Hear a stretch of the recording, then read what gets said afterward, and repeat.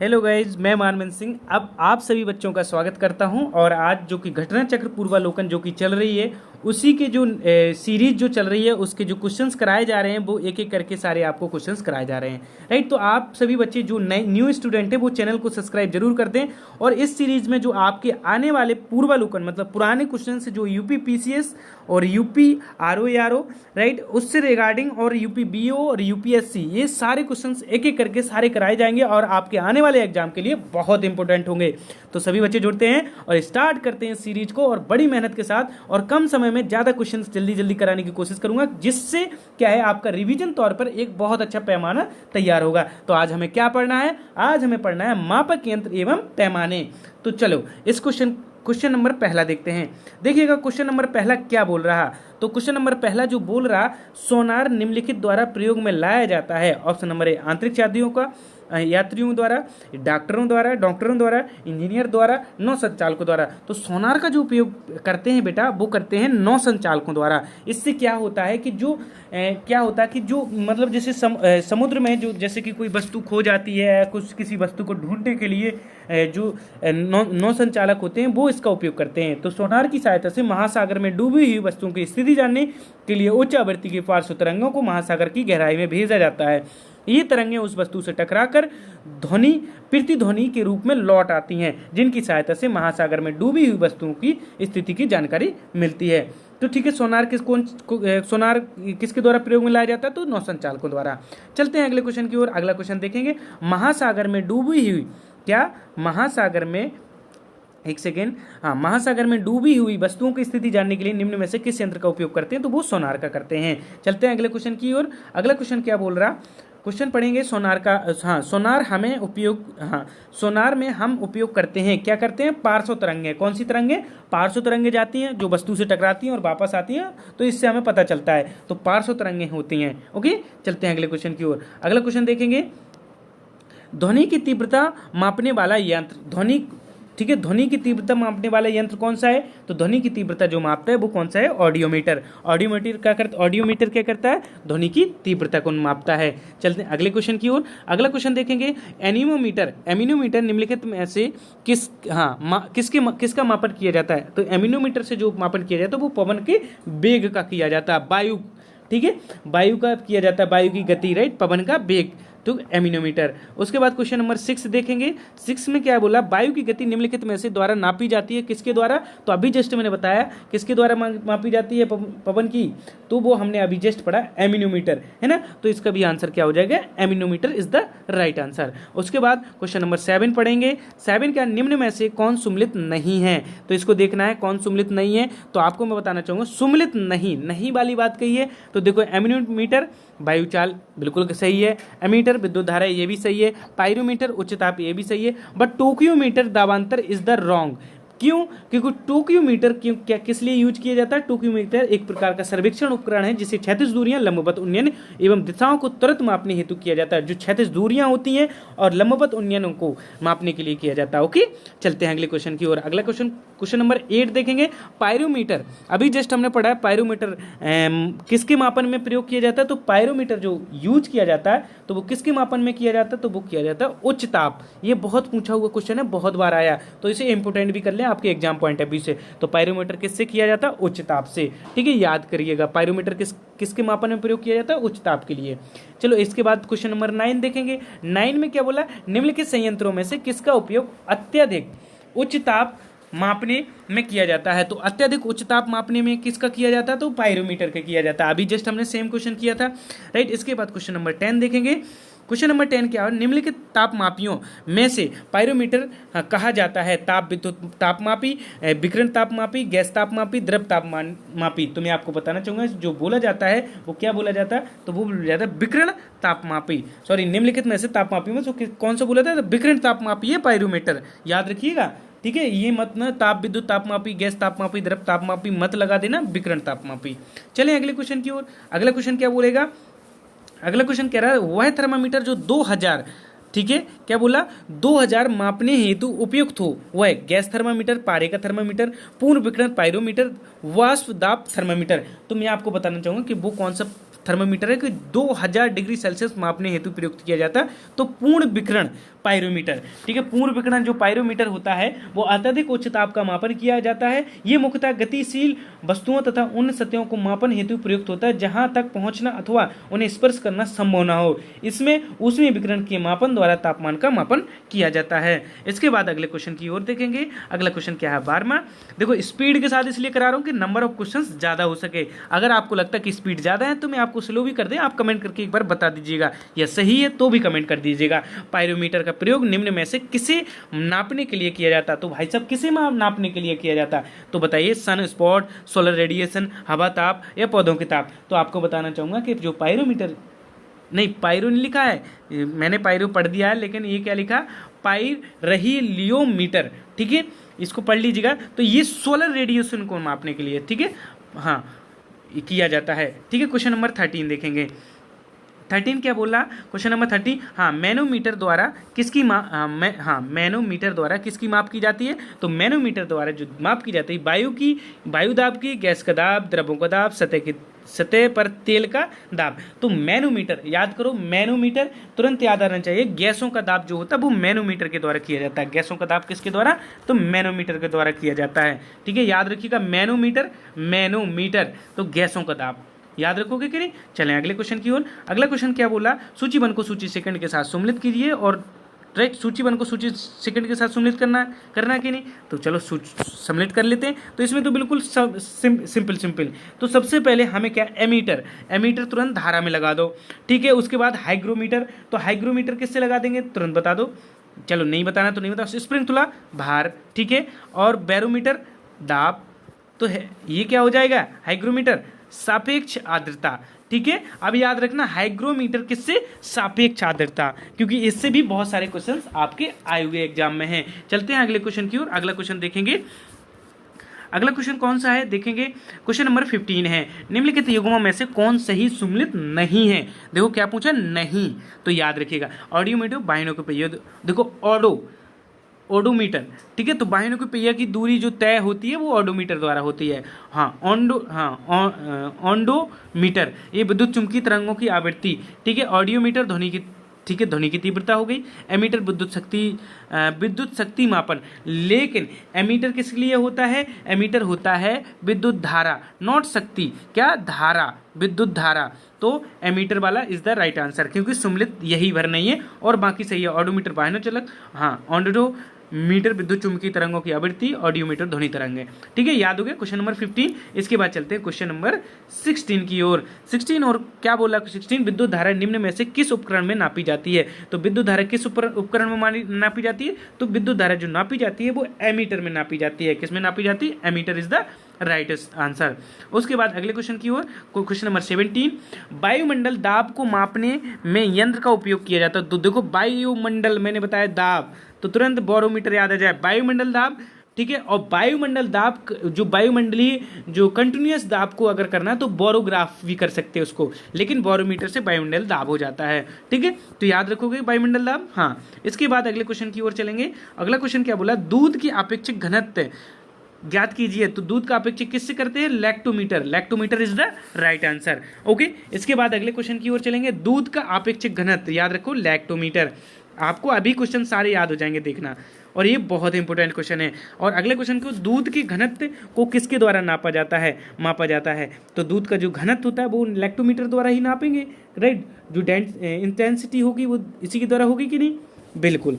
तो इसके बाद अगले क्वेश्चन की ओर चलेंगे, हाँ, क्यों नहीं चलेंगे। अगला क्वेश्चन क्या होगा? हाँ, चलो देखते हैं।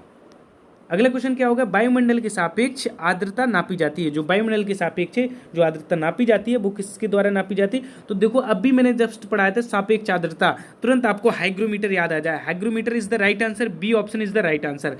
देखो वायुमंडल की सापेक्ष आर्द्रता, वायुमंडल दाब, बैरोमीटर, अभी मैंने सारे बताए ना, हाँ बिल्कुल। इसके बाद 22 देखेंगे। 22 क्या बोल रहा है? हवा में आर्द्रता नापने के लिए कौन सा उपकरण प्रयोग में लाया जाता है? जो हवा में आर्द्रता होती है वो किसके द्वारा नापा जाता है? तो वो नापा जाता है हाइग्रोमीटर द्वारा। तो ठीक है, तो वायुमंडल में जो कि आर्द्रता नापते सापेक्ष आर्द्रता, right, hygrometer is the right answer, right. इसके बाद अगले क्वेश्चन की ओर देखेंगे। अगला क्वेश्चन क्या बोल रहा है, वायु की आर्द्रता मापने के लिए कौन सा यंत्र प्रयोग में लाया जाता है, वायुमंडल की आर्द्रता। देखो सेम क्वेश्चन कितनी बार रिपीट कर रहा है, तो hygrometer is the right answer. सही होगा कि नहीं बताइए, वायु की आर्द्रता मापने के लिए हाइग्रोमीटर। ओके, इसके बाद अगला क्वेश्चन देखेंगे। अगला क्वेश्चन क्या है, हाइग्रोमीटर से नापा जाता है, क्या नापा जाता है हाइग्रोमीटर से, बताइए सभी लोग। तो हाइग्रोमीटर से वातावरणीय आर्द्रता नापी जाती, तो जब से आर्द्रता ही हाइग्रोमीटर से नापी जा रही कि नहीं, मैंने कहा था ना बहुत सारे क्वेश्चन आएंगे आपको करने में इस टॉपिक से, राइट। इसके बाद अगला क्वेश्चन देखेंगे 25 क्या है, आर्द्रता को नामांकित करने के उपकरण का निम्न में से। तो भाई साहब इतना क्वेश्चन है, आर्द्रता वर्ड आ गया, आपको तुरंत हाइग्रोमीटर आ जाए याद, और D option is the right answer. Rajasthan में आया था, आरएएस में, आरटीएस में 1996 में, ठीक है, याद रखिएगा। चलते हैं अगले क्वेश्चन की ओर। अगला क्वेश्चन देखेंगे 26वां, क्या बोल रहा, आर्द्रता किस उपकरण से नापी जाती है। भाई साहब कितनी बार रिपीट किया, याद कर लो आर्द्रता का, hygrometer is the right answer. ये बीपीएससी में क्वेश्चन आया हुआ है, ठीक है। इसके बाद अगले क्वेश्चन को देखेंगे। अगला क्वेश्चन 27 देखेंगे, निम्नलिखित में से सही सुमेलित है, क्या देखना, सही सुमेलित कौन सा है। तो हाँ, थर्मिस्टर आ गया, संधारित्र आ गया, बाइपोलर जंक्शन ट्रांजिस्टर हो गया, जंक्शन डायोड हो गया। तो इनको सबको मिलाना है तो क्या होगा, कौन सा सही सुमेलित है। तो देखो एक एक करके देखते हैं। थर्मोस्टर इलेक्ट्रॉनिक्स थर्मामीटर है, ठीक है, तो ये तो थर्मोस्टर इलेक्ट्रॉनिक्स थर्मामीटर, हाँ सही होगा, बिल्कुल एकदम सही है। संधारित्र थर्मामीटर, भाई संधारित्र थर्मामीटर ये ना समझ में आया हमको, क्यों ना आया, क्यों नहीं, ये गलत हो जाएगा। ओके, इसके बाद बाइपोलर दृष्टकारी नहीं, ये जंक्शन डायोड आवर्धक नहीं, ये सारे गलत हो जाएंगे। तो सही सुमेलित कौन सा है, थर्मिस्टर इलेक्ट्रॉनिक्स थर्मामीटर, ठीक है, याद करिएगा। तो option number A is the right answer. उसके बाद 28 देखेंगे। 28 में क्या है, सूची 1 को सूची सेकंड के साथ सुमेलित करना है और सूचियों में नीचे दी गई कूट का उत्तर का चयन करना है। तो सूची 1 को सूची सेकंड से सुमेलित करो। स्टेथोस्कोप, तो आपको पता है कि स्टेथोस्कोप कौन डॉक्टर यूज करते हैं, कान में लगा के सुनते हैं ना हमारे हृदय की धड़कन को। तो इसका तीसरा हो जाएगा कि नहीं, बताओ। फिर उसके बाद हाँ सिर्फ गिनो मैनोमीटर, तो ये किस लिए, हमारा जो खून चेक करते हैं ना कि इसका बीपी कितना है, राइट, तो वो इसी के, तो मैनोमीटर भी बोलते हैं उसको, तो राइट, तो रक्त की चाप, इसका चौथा हो गया। फिर कैरोटोमीटर, भाई साहब सोने की शुद्धता जो होती है वह कैरोटोमीटर से नापी जाती है। लक्समीटर, तो प्रकाश की तीव्रता लक्समीटर से नापी जाती है। प्रकाश की तीव्रता मापने के लिए किसका उपयोग करते हैं, लक्समीटर का, याद करना। तो ये मिलान कर लिया कि नहीं, अब आपको भूलेगा तो नहीं भूलना चाहिए, क्योंकि अब आप बहुत अच्छे वे में पढ़ रहे हो। रक्त दाब नापने के यंत्र का नाम, भाई रक्त दाब अभी जस्ट हमने पूछा है, मैनोमीटर या सिर्फ गनो मैनोमीटर। तो मैंने अभी बताया रक्तदाब मापने के लिए, और हृदय की जांच किससे होती है, धड़कन जब डॉक्टर चेक करता है वो स्टेथोस्कोप। ओके, चलें अगले क्वेश्चन की ओर।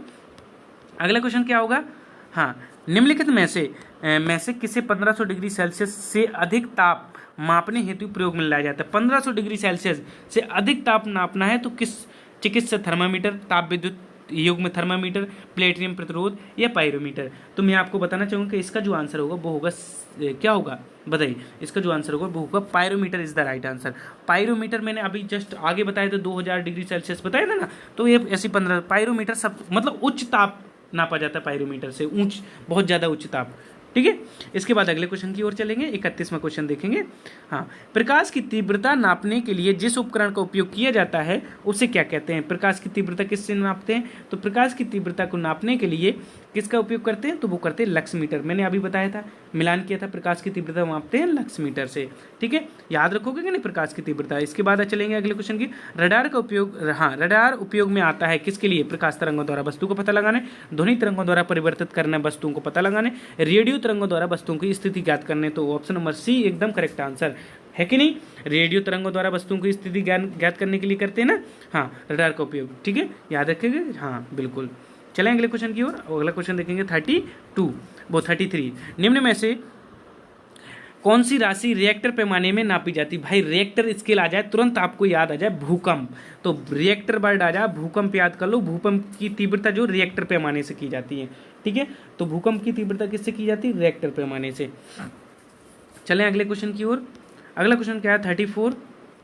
भूकंप की तीव्रता मापने के लिए किसका उपयोग किया जाता है या किसका किया जाता है, तो भाई रिएक्टर पैमाने पर।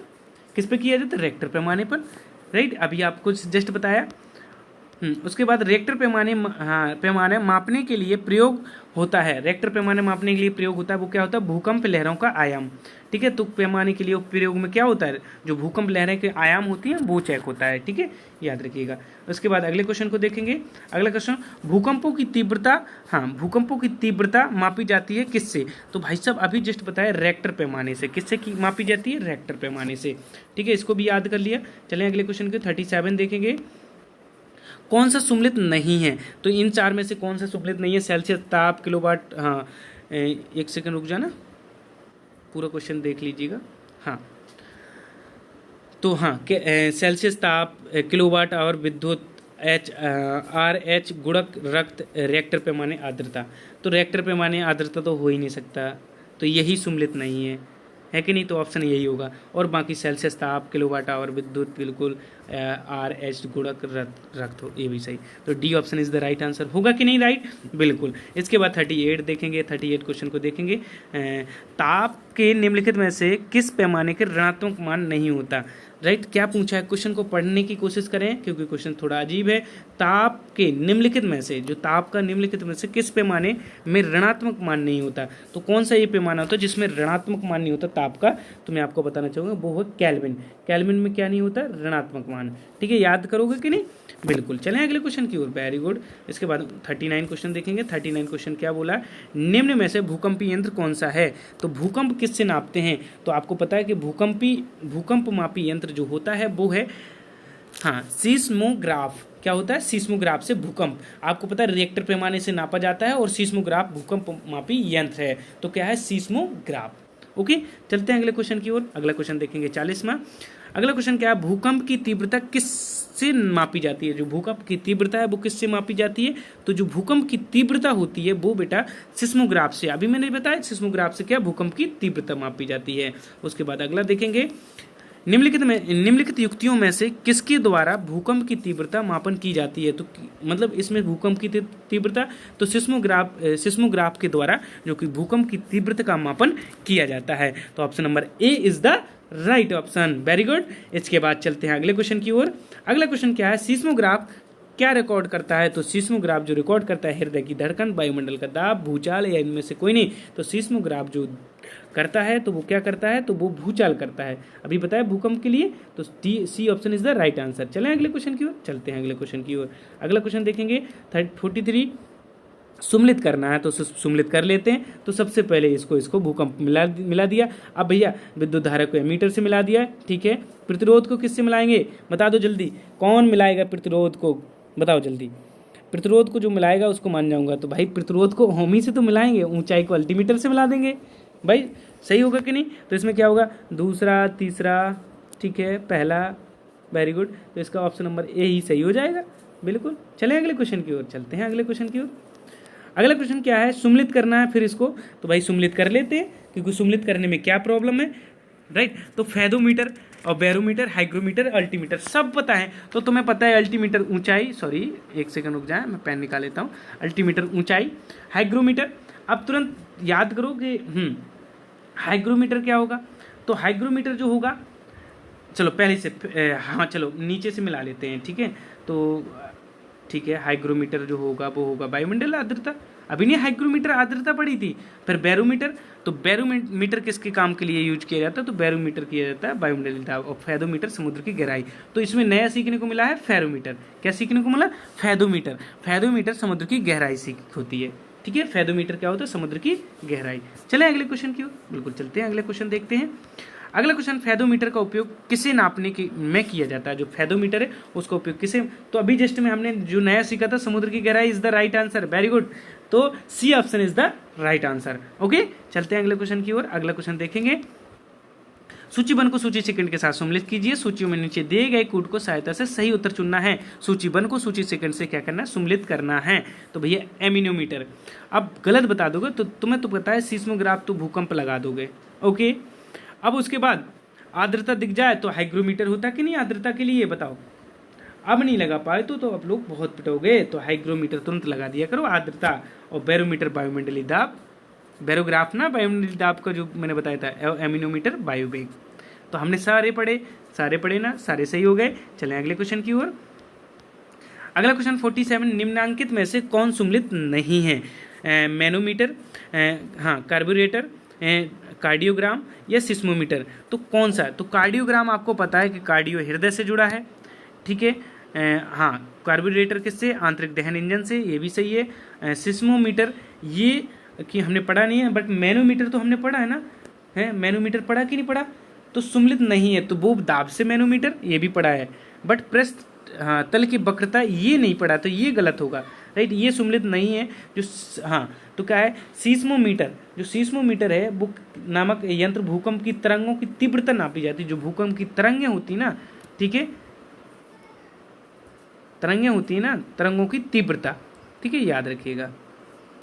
चलें इसके बाद अगले क्वेश्चन की ओर चलते हैं। अगले क्वेश्चन की ओर 48वां क्वेश्चन देखेंगे। झूठ का पता लगाने वाले यंत्र का नाम बताइए। झूठ का पता, भाई कौन कौन झूठ बोलता है? झूठ नहीं बोलने का आपके लिए एक यंत्र है जो आपका पता लगा देगा, तो वो है पॉलीग्राफ। पॉलीग्राफ जैसे ही आएगा आपके पास, आपको बता देगा कि आप झूठ बोलते हैं सही बोलते हैं। तो झूठ का पता लगाने वाले यंत्र का नाम क्या होता है? पॉलीग्राफ। ये यूपी लोअर सब में आया था, ठीक है। इसके बाद चलते हैं लास्ट क्वेश्चन आज की डेट का। तो आज का है ऊर्ध्वाधर तल, एलिवेशन एवं क्षैतिज तल, हैं, ठीक है, में कोणीय दूरी की मापने में प्रयुक्त होने वाला यंत्र कौन सा है? तो मैं आपको बताना चाहूँगा कि वो उसका आंसर वो है theodolite is the right answer. तो इसको भी आप याद रखिएगा। ऊर्ध्वाधर तल एवं क्षैतिज तल कोणीय दूरी मापने में प्रयुक्त किया जाता है। Theodolite is the right answer. Okay, तो आज के लिए इतना ही। Thank you so much everyone. बहुत मजा आएगा क्लास करने में। छोटी क्लास रही लेकिन कम समय में हमने 20-25 मिनट में हमने क्या किए कि हमने 50 क्वेश्चन कंप्लीट किए, राइट। किए कि नहीं किए? और इसी तरीके से आप अगर पढ़ते रहेंगे तो हम रेगुलर बेस पे आ रहे हैं। और जो भी नया बच्चा है प्लीज़ सब्सक्राइब जरूर कर दें, क्योंकि आपको इसी तरीके से मिलेगा इस पे मटेरियल। आप देख लीजिएगा, आपके यूपी स्पेशल आपका सारी चीज़ें, आपका घटना चक्र कराया जा रहा है, आपको थ्योरिकल पढ़ाया जा रहा है, आपको सब कुछ मिलेगा। तो सभी बच्चे जो भी न्यू है सब्सक्राइब जरूर करें। इसी तरीके से एंजॉय करके सारे क्वेश्चन कंप्लीट करने की थ्योरी पढ़ लिया करो अपना, और क्वेश्चन करने तुरंत आ जाया करो कि क्वेश्चन चलने वाले हैं, ठीक है। तो आज के लिए इतना ही। Thank you so much everyone. Bye bye, take care, और मिलते हैं हम अगली क्लास में अच्छे वे में अच्छे क्वेश्चनों के साथ। अगला टॉपिक रहेगा जो कि साइंस का रहेगा, यांत्रिकी है। यांत्रिकी पढ़ेंगे एक एक शब्द के साथ। Okay, thank you so much everyone. Bye bye, take care.